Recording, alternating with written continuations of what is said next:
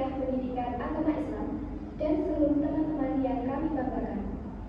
Pada kesempatan kali ini, izinkan kami untuk mempresentasikan materi yang berjudul Politik dan Cinta Tanah Air dalam Perspektif Islam.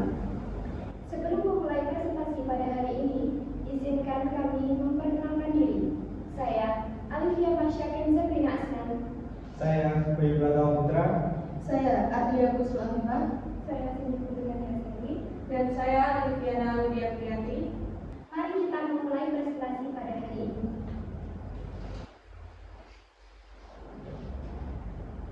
Pada hari ini, kelompok kami akan membahas 4 materi di atas. Yang pertama adalah politik dalam perspektif Islam. Yang kedua, negara kesatuan Republik Indonesia sebagai konsensus bangsa. Yang ketiga, cinta tanah air menurut Islam. Yang keempat adalah konsensus kebangsaan. Yang pertama adalah politik dalam perspektif Islam. Politik dalam perspektif Islam dihubungkan dengan Islam terdapat 3 istilah yang berkembang dari dulu sampai sekarang. Yang pertama adalah politik Islami atau al-siyasah al-islamiyah.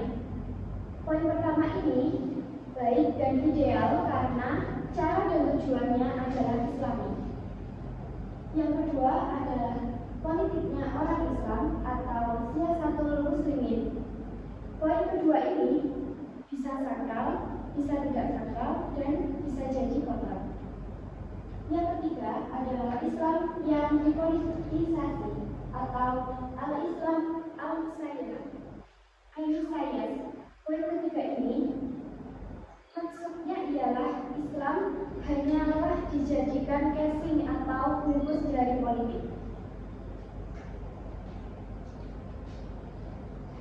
Politik adalah segala aktivitas atau sikap yang bermaksud mengatur kehidupan masyarakat. Di dalamnya terkandung unsur kekuasaan untuk membuat hukum dan menegakkannya dalam kehidupan masyarakat.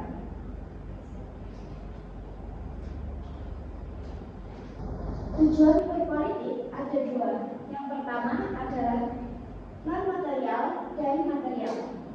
Non-material ini untuk idealisme pembentukan kekuasaan demi memperjuangkan nilai yang diyakini suatu sistem kepemimpinan.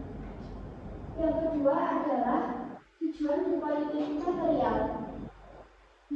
Tujuan material ini adalah untuk mendapat keuntungan materi dari sebuah kedudukan dan jabatan. Dalam tataran empiris, tujuan berpolitik material ini berpotensi untuk dijadikan tujuan utama.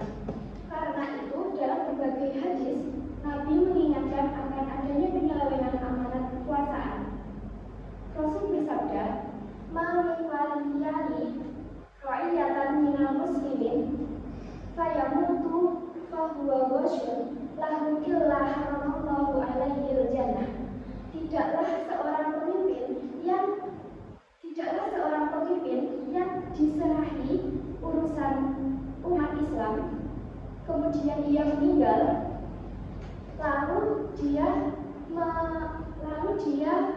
menelantarkan urusan tersebut kecuali Allah mengharamkan surga untuknya. Hadis riwayat Bukhari dan Muslim. 3 paradigma hubungan Islam dan negara. Yang pertama adalah integrasi. Integrasi adalah aliran yang berpendirian bahwa Islam adalah semata-mata agama yang menyangkut hubungan manusia dengan Tuhan. Tetapi Islam adalah suatu agama sempurna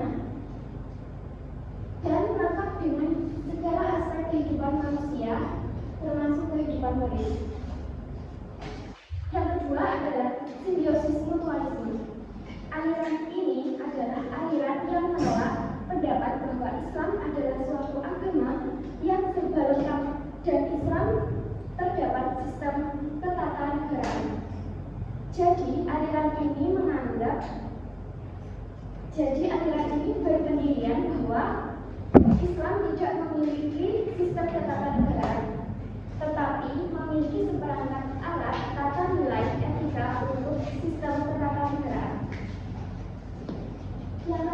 adalah sekularisme.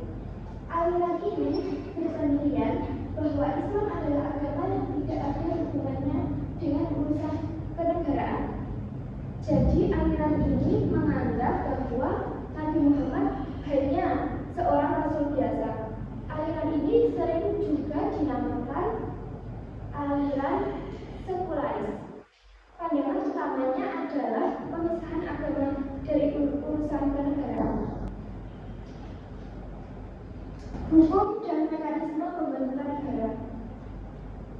Hukum dan mekanisme pembentukan negara menurut Al-Mawardi adalah imamah dimaksudkan untuk menggantikan tugas kenabian yang bertanggung jawab menjaga agama dan mengatur dunia. Membentuk sistem imamah bagi orang yang menjalankannya adalah wajib sesuai dengan ijma' ulama.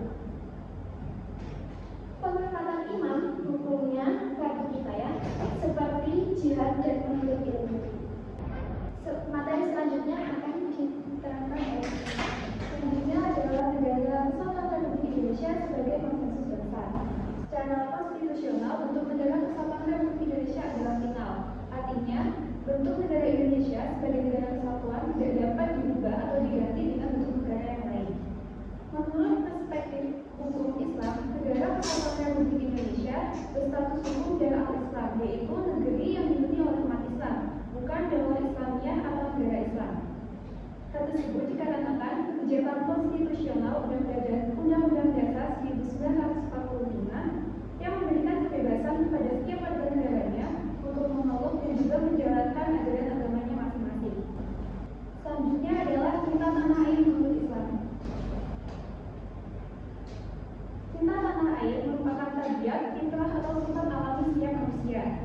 Perasaan rindu yang ada di dalam hati setiap manusia apabila jauh dari kampung halamannya menunjukkan adanya cinta dan hubungan batin antara manusia dengan tanah kepadarannya.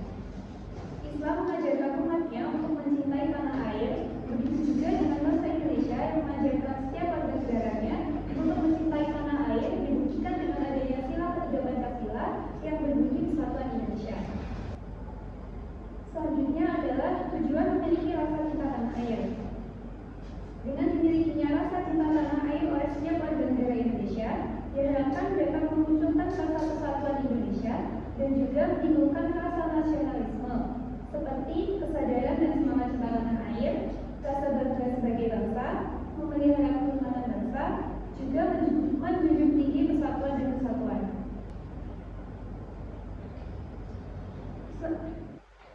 Selanjutnya, rasa cinta tanah air akan dapat menimbulkan sifat patriotisme atau sikap patriotisme yang dapat diwujudkan dengan berbagai cara, seperti menegakkan kebenaran, menghindari perilaku negatif, memajukan pendidikan, meningkatkan potensi diri secara optimal, memelihara persaudaraan dan kesatuan, serta memberikan yang terbaik untuk bumi pertiwi.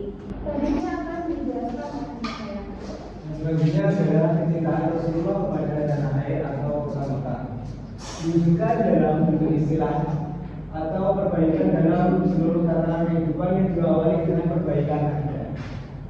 Cinta tanah air juga dilakukan oleh Nabi Ibrahim alaihissalam. Islam mengajarkan umatnya untuk mengikuti jejak atau milah Nabi Ibrahim. Terdapat di Quran surat An-Nahl ayat 123, Al-Imran ayat 95. Nah, yang selanjutnya Nabi Ibrahim mencintai tanah air sebagaimana termuat dalam firman Allah Quran surat Al-Baqarah 126 yang berbunyi A'udzubillahi minasyaitonir rajim. Bismillahirrahmanirrahim. Wa idh qala Ibrahim rabbi ij'al hadha baladan aminan warzuq ahlahu minas samarati man amana minhum billahi wal yawmil akhir. Qala wa man kafara fa umatti'uhu qalilan thumma adtarruhu ila adabin nar wa bi'sal masir. Yang artinya, ingatlah ketika Ibrahim berdoa, ya Tuhanku, jadikanlah negeri Makkah ini negeri yang aman dan berilah rezeki berupa buah-buahan atau hasil tanaman tumbuhan yang bisa dimakan. kepada penduduknya, yaitu orang yang beriman di antara mereka kepada Allah dan hari akhir. Dia Allah berfirman, siapa yang kufur akan aku beri kesenangan, sementara kemudian akan aku paksa dia ke dalam azab neraka. Itulah seburuk-buruk tempat kembali. Nah, ayat tadi menjelaskan doa Nabi Ibrahim alaihissalam yang menegaskan sifat aman bagi rumah atau Baitullah. Nabi Ibrahim alaihissalam berdoa agar Allah Subhanahu wa taala memberikan rezeki berupa buah-buahan kepada penduduk negeri itu. Nabi Ibrahim alaihissalam kemudian merujuk pada janji Allah Subhanahu wa taala yang berbunyi, janjiku ini tidak mengenal orang-orang yang zalim. Untuk itulah Nabi Ibrahim alaihissalam juga sangat berhati-hati mengecualikan dan membatasi orang-orang yang dimaksudkannya. Itu dengan memperhatikan adab dan berdoa. Pada saat itu Allah Subhanahu wa taala memberikan jawaban untuk memenuhinya sambil menjelaskan kelompok manusia lain yang tidak disebutkan dalam doa Nabi Ibrahim alaihissalam. Kelompok tersebut yaitu golongan orang-orang tidak beriman yang dijanjikan azab yang pedih. Nah, ayat tadi mempunyai makna yang pertama, penduduknya dikaruniai rezeki, dan yang kedua menjadi negeri yang aman sentosa, dan yang terakhir penduduknya iman kepada Allah dan hari akhir. Nah, perhatian Islam terhadap negara tampak pula pada ayat yang mengganjilkan pembelaan agama dan pembelaan negara yang terdapat di Quran surat Al-Mumtahanah ayat 8-9. Nah, cara mewujudkan rasa cinta tanah air itu yang pertama adalah menghindari korupsi, dan yang kedua adalah melakukan semua hal atas dasar kejujuran atau amanah, dan yang ketiga adalah taat pada peraturan yang terdapat pada Quran surat An-Nisa ayat 59, dan yang keempat adalah cinta damai, yang kelima adalah anti minuman keras, dan yang keenam adalah anti narkoba, dan yang ketujuh adalah anti judi yang terdapat pada Quran surat Al-Madinah ayat 90. Dan yang selanjutnya adalah berpikir kebangsaan dan menghargai perbedaan, juga terdapat pada Quran surat Al-Hujurat ayat 13. Dan yang selanjutnya menghindari pergaulan bebas, terdapat juga pada Quran surat Al-Isra ayat 32. Dan yang ke-10 adalah peduli lingkungan, dan yang ke-11 adalah berbuat adil, disiplin dan berkemanusiaan, dan yang terakhir adalah tidak bermalas-malasan. Keempat adalah konsensus kebangsaan. Konsensus kebangsaan ini yang dimaksud di sini adalah yang pertama Pancasila, yang kedua adalah Undang-Undang Dasar 1945, yang ketiga NKRI, dan yang terakhir adalah Bhinneka Tunggal Ika. Pancasila sendiri itu adalah dasar negara kesatuan Indonesia. Nah, cinta tanah air itu merupakan salah satu wujud implementasi dari Pancasila sila ketiga, yaitu Persatuan Indonesia. Nah, dasar negara Pancasila itu dilambangkan dengan Garuda yang memiliki gambar bintang, rantai, pohon beringin, kepala banteng, padi, dan kapas. Sedangkan lambangnya itu adalah lambang Garuda Pancasila.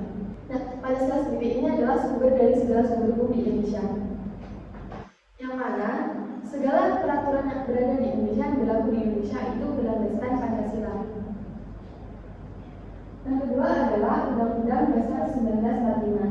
Nah, nilai-nilai universal yang terdapat dalam pembukaan Undang-Undang 1945 ini harus terus dipertahankan menjadi norma konstitusional bagi negara Republik Indonesia. Di dalam pembukaan undang-undang ini terdapat rumusan dasar negara, yaitu Pancasila. Karena itu, Undang-Undang Dasar 1945 haruslah dijadikan referensi tertinggi dalam merumuskan setiap kebijakan kenegaraan dan pemerintahan di semua bidang dan sektor. Yang keempat, yang ketiga ada NKRI, yaitu merupakan sistem kenegaraan Pancasila yang harus menjadi pijakan dalam pembangunan karakter bangsa. Nah, yang terakhir adalah Bhinneka Tunggal Ika. Bhinneka Tunggal Ika ini bertujuan untuk menghargai perbedaan dan keberagaman, tetapi tetap bersatu dalam ikatan sebagai bangsa Indonesia yang memiliki cita-cita untuk mewujudkan masyarakat yang adil dalam kemakmuran dan makmur dalam keadilan dengan dasar negara Pancasila dan dasar konstitusional Undang-Undang Dasar 1945. Terus konsensus kebangsaan. Nah, prinsip-prinsip yang terkandung dalam Undang-Undang Dasar 1945 kedaulatan, yang kedua adalah ada hak asasi manusia, yang ketiga ada sistem demokrasi, yang keempat ada gotong royong. Nah, dalam 9 Bhinneka Tunggal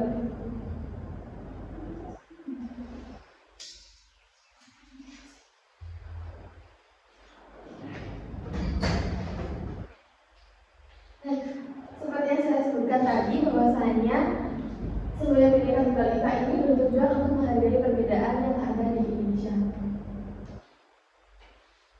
Ada Pancasila. Pancasila itu sebagai ideologi negara Indonesia merupakan bentuk penafsiran dan pengejawatahan nilai-nilai luhur agama Islam dalam berketuhanan dalam berkemanusiaan dengan dasar falsafah pemersatu dan keberagaman agama, budaya, suku, ras, dan kondisi geografis.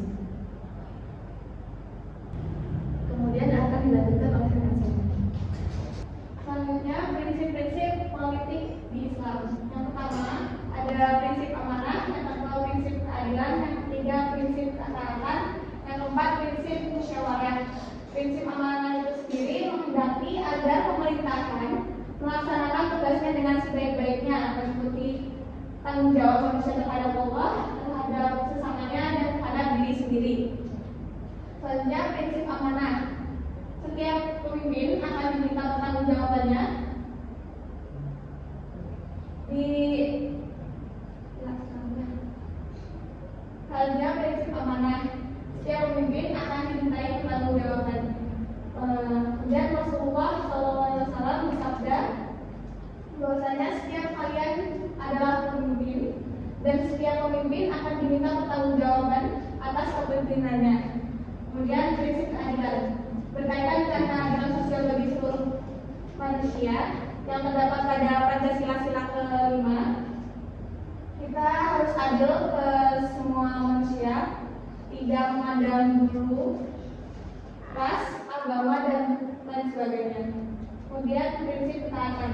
Prinsip ketaatan maksudnya adalah dalam menjalankan politik hendaknya mengikuti hukum-hukum yang terkandung dalam Al-Quran dan hadis. Allah berfirman, wahai orang-orang yang beriman, taatilah Allah dan taatilah Rasul-Nya dan ulul amri di antara kamu. Kemudian prinsip musyawarah. Prinsip musyawarah diperlukan agar para penyelenggara negara dapat melaksanakan tugasnya dengan baik dan bertukar pikiran dengan siapa saja yang dianggap tepat guna mencapai yang terbaik untuk semua. Kesimpulannya, cinta tanah air berdampak pada perbaikan seluruh tatanan kehidupan. Cintailah tanah airmu, tempat kamu mengabdi diri sebagai warga negara dan hamba Allah. Negerimu sekarang adalah tempat kamu mempersiapkan bekal menuju tanah air dan hakiki, yaitu alam akhirat. Demikian presentasi dari kelompok kami. Sekian kurang lebihnya, mohon maaf. Wassalamualaikum warahmatullahi wabarakatuh.